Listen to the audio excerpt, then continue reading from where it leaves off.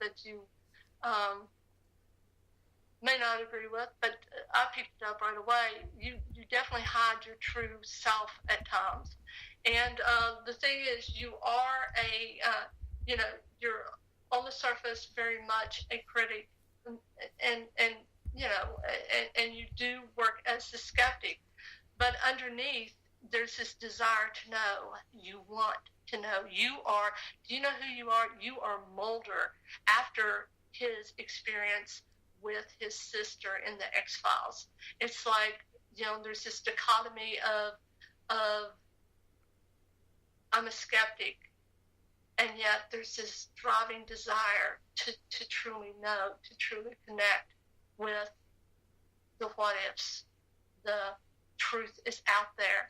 And in your way, you're every bit as much of a seeker as Becky is. Anyway, that's what I picked up on. We have team members saying that he hides in dark corners. He's the one that likes to hide on investigations and jump out and scare us. I could see that too. He's also, though, he hides his true self, his true nature at times. Yeah. Yeah, he tries to be a toughie to the world, but he's got a sensitive spot. It's so funny because all of our daughters, whenever they have friends that come over, they're like scared of him.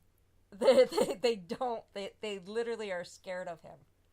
And they're like, they say he looks mean, and they're scared to be around him, and they're scared to talk in front of him. Right. I don't know why.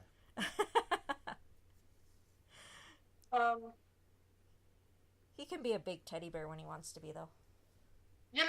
The thing is, he asked, what do I have? And of course, the aspect of his personality, but he also tends to hide, his whole nature is hiding things. And I could be wrong about this, but like, I'm seeing like, he would be apt to hide like money. He would be apt to have concealed carry. His nature is to hide things. So when you ask something like that, what do I hide? You hide a lot. Actually, I'm pretty much an open book except for one thing. What is it? He's all, I'm not going to tell you because you're supposed to be the second. Oh, that's fine. I've already delivered what I picked up. Yeah, but no, I'm pretty much whatever it is, it's there. I don't hide money. I don't hide tools. I don't hide anything. It's pretty much, you ask me a question, I'll tell you the honest answer. You want to know something, I'll tell you the honest answer. But there is one thing that I do hide. Well, everyone's wanting to know. Or is this near and dear and you would rather not? We're not going to ask you to do that if it's something... Well, you nailed on a little bit of it. Uh-huh. I'm 60 years old. I'm really good at what I do. And I connect with energy. And I will tell you that what I said is what I see. And a lot of times we don't look at ourselves in the mirror the way that we would maybe should. And you're right. I didn't say you weren't honest. There's a difference between hiding true aspects of ourselves and hiding, and then being honest. I tend to be a bit like you. I tend to hide aspects of my personality, of myself. And one of the reasons I do that is I work at being a better person. And I don't really like some of, the things that I am a bit secretive about. In your case, it's like, I don't know, and I don't mean this in a negative way, but there's a little bit of the kind of energy that I call kind of a black hole. It's a little darker. Sorry. I don't know how else to describe it. It is little darker, and you go to darker places. I mean, you might be ha ha ha and laughing, but your mind sometimes will go to a darker place than people may expect of you. And by that, I mean, sometimes you may take on a little too much weight, emotional weight, if you will, that may get to you. And you're one of these people that you would hide that from other people. But anyway, go ahead. I'm sorry. No, you're right about that. Mm-hmm. Yeah, that's it. That's all you're going to expand on. Yeah, that's it. That is perfectly fine. That's it. No more. The end. Oh my goodness. This is how he is. This is Well, he has to process. My husband's the same way. The engineer. I mean, think about it. He's an engineer, and here I am, floating up in space most of the time, and he's like that. He processes things. He doesn't make snap judgments. That's my. He has one phrase that he tells me all the time: "Don't touch it," because I'm like.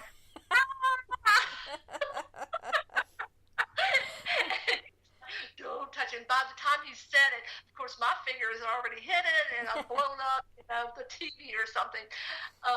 But he definitely he's a processor. He has to process things. Yeah. So I totally get it. Yeah, I think Will is definitely more of that person, and and I said that he crushed my dreams, and I didn't really mean it that way, but he's the one that has grounded me a little bit more to look at more of the, common things instead of always being up in those clouds. Although those clouds are nice, but they are nice, and we do have, the thing is that we always remember, that we need to remember is, yes, when we are living now in the now, mm-hmm. we're fully grounded in the sense that we are connected to this body, and this body has 2 feet on the ground. It's our spirit that is released. It's the spirit and the thinkers and the dreamers. I mean, that is connected to to something more than themselves. I mean, Albert Einstein was known to have a certain place, just like the sleeping prophet of Virginia Beach, Edgar Cayce, and he would lie down just like Edgar Cayce, and he would suddenly see numbers. He was being channeled. I mean, in a very real sense, he was being channeled with ideas from a higher source. And even he said, basically, where does this come from? I mean, he took us leaps and bounds beyond where we were. In fact, he was instrumental in, the thinking towards the bomb, the atom bomb. And of course, he so regretted his connection with all of that. But anyway, my point is, divine energy, whether it's now or it's later, we will connect with it, just like Steve Jobs obviously did at the end, which is a beautiful thing. All right. Well, thank you so much for tonight. We ran over, so we are so sorry to keep you longer than what was intended, but we really enjoyed this, as you can tell. Yes, thank you very much. Yeah. Well, thank you so much. Yeah, we really loved it, and hopefully in the future, I mean, I'm hoping that we continue on this path, and I'm sure you will continue on this path, and maybe we will actually meet in person one day. I would love that. Like I said, we're on the circuit quite a bit, and we'll be at EnigmaCon at St. Albans on the 27th of April, and that's in Bradford, Virginia, if anybody's in the area. And then I'll be at RavenCon. I'll be presenting at both places, RavenCon, Williamsburg, Virginia. I think that's the 5th through the 7th of April. So anyway, those are 2 events coming up. So maybe one of these days we'll cross paths. Yeah, maybe. I mean, I would love to be doing this and traveling with it, but, we'll see what happens with that. But if you ever make it to Tucson, definitely look us up. Well, I will. and it's been good. Thank you all, and thank you to your audience. All right, Bye-bye. thank you so much. Have a good night. Bye-bye. All right, everyone. So that was Pat. Make sure you check out her website. We went ahead and we did put it in the chat room so you can easily click on it. Remember to go ahead and find her and send her a message and get a reading from her.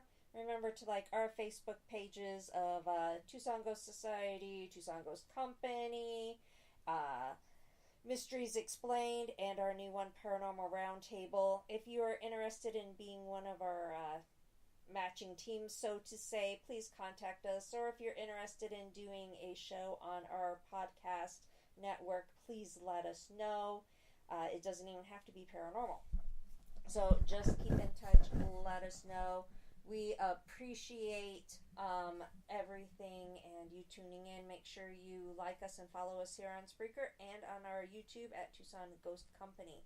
So, Will, what do you got to say? Until next week. All right.